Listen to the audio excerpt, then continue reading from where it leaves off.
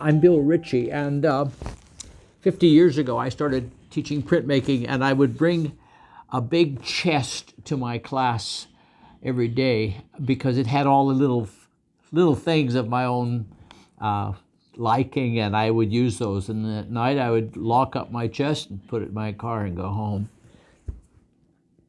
That was the invention of the printmaking teacher in a box, and I'm wondering if I made a Patreon page for the printmaking teacher in a box to make these for more people. Would Patreon people subscribe?